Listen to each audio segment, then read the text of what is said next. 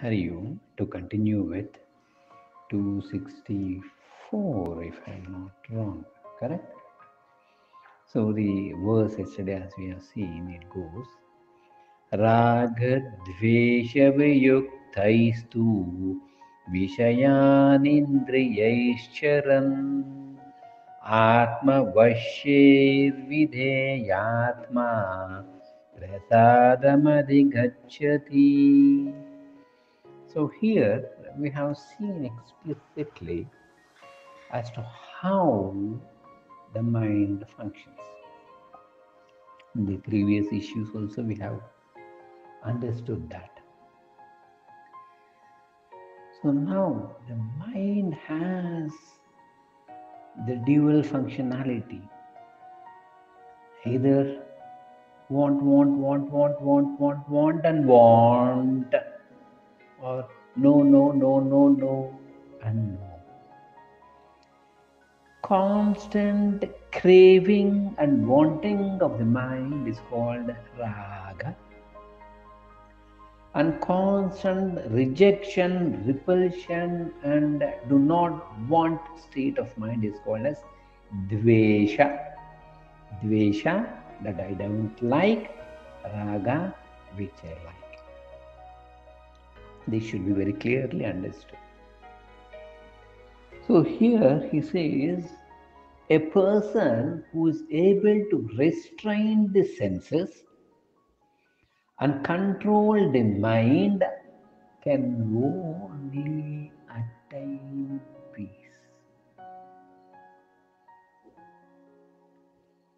Control the mind and restrain the senses. Mind in the sense mana, buddhi, chitta, and hankara. Not allowing the mind to flow outward, in the sense to make the mind sit vigilant all the time, and senses not feel like eating or talking whatever we feel like, seeing and hearing to whichever comes our way. No.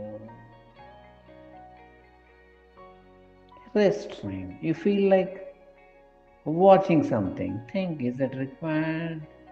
Is it essential? Without that, can't I survive? Think. And automatically we will realize that 99% of the wantings of the mind are not essential. It's just a time pass or escapism from more important, required, tough jobs. Restraint. The senses and the sense objects are to be used for what?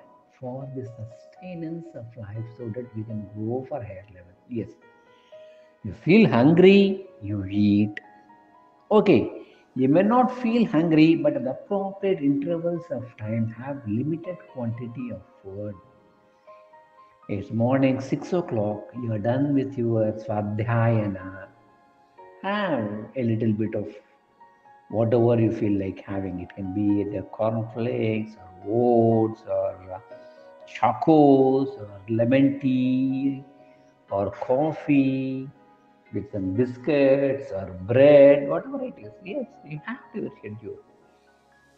Preferably avoid what you call spicy, sour things and have freshly made things.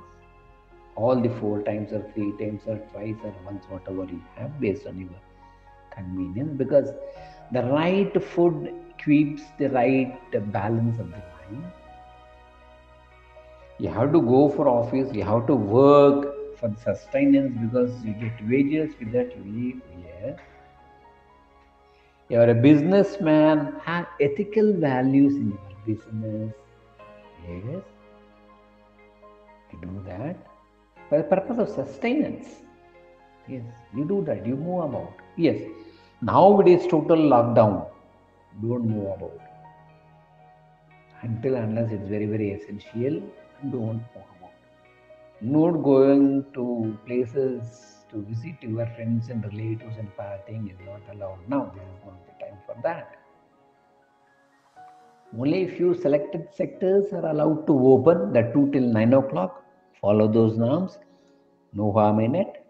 Absolutely fine. Others, just stay calm. And these activities which are essential to sustain the life force, so which helps us to do our sadhana and grow, they are good. They do not befoul, and the mind can remain pure and peace.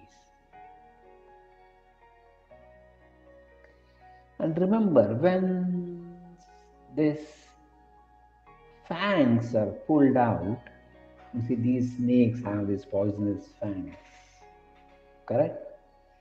When the fangs are pulled out from the snake, then the snake is harmless.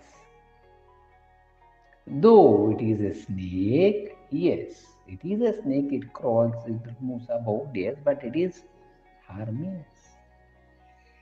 Similarly, when the mind and the senses are withdrawn from the repulsions of duality of likes and dislikes,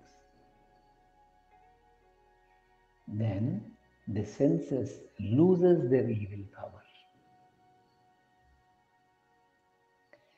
Then the senses becomes a mere instrument to do what is required, or it does what we want it to do, not that we become slaves of the senses. Yeah, senses says eat this, go and eat that. Oh no, speak this, speak that, criticize him, criticize her, bullying, all these things automatically goes. Because the venom is not there. Because the venom is not there. And it remains quiet in their places. Once the mind is quiet in its place, then a man or a person can move about freely in this world and no harm comes to him. Nothing can harm him. He can neither get into dejection, depression, nor he can go into the what you call puffs of the ego, right? That ahankara, dhamba will not be there. It's just like the horses. You're you're a charioteer or you are having a vehicle, and if the vehicle is in good condition and if the steering, as they say, the wheels in your hand and the pedals at your feet, yes, then the vehicle moves in a direction which you want, in whichever direction you want it to. Just imagine that the vehicle's axle is cut or the brake is lost. Then a brakeless vehicle is like a man without control of his senses. Vice versa. A man without the control of his senses and who is tossed by raga and dvesha, it's like a vehicle without brakes or a vehicle which has lost its axle. It moves hither and thither and it tosses you up and down, right and left. Correct? The destination is lost. The goal is not reached. Once it is under control, the journey will be good.